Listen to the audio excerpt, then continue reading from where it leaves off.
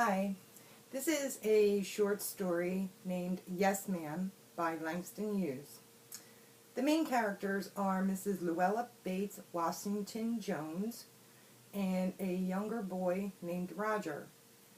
The main character, Mrs. Luella Bates Washington Jones, is a stern and older wise woman back in the 1950s, one who had encountered many hardships in her life.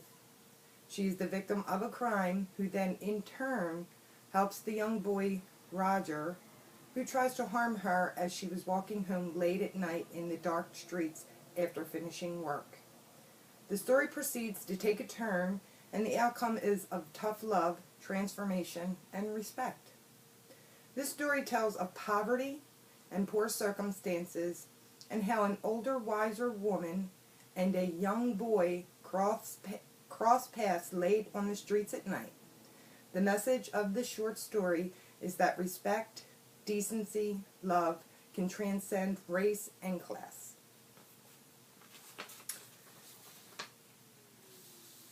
Thank you, ma'am. They meet when Roger attempts to steal her purse as she was walking home late at night. Roger loses his balance, and Mrs. Jones, who seems to be a substantial woman, first kicks him in the behind as he sprawled on the sidewalk and then hauls him up and shakes him. She has the boy pick up her purse and begins to dress him down. Then the story takes a turn. Your face is dirty. I get great mind to wash your face for you, boy. Isn't anybody home to tell you how to wash your face? No, ma'am, says the boy. Then it's going to get washed this evening. Then the large woman started up the street, dragging the frightened boy behind her. And with those simple lines, Hughes effects a magical transformation, turning a tough old black woman into everyone's mother and a young hoodlum into everyone's friend, brother, or son.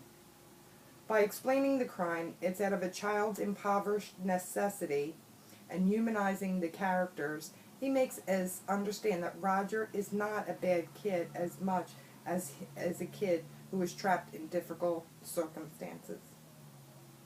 After a bit more physical and verbal trouncing by Mrs. Jones, she says, "But you put yourself in contact with me, boy. If you think that contact is not going to last for a while, you got another thought coming. When I get through with you, boy, you are going to remember Mrs. Luella Bates Washington Jones."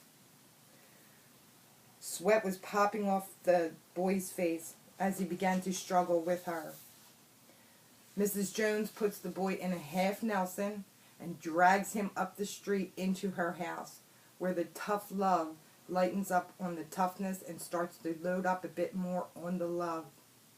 She feeds him, lectures him gently, and gives him the money he was attempting to steal so that he may buy the pair of blue suede shoes that he wanted.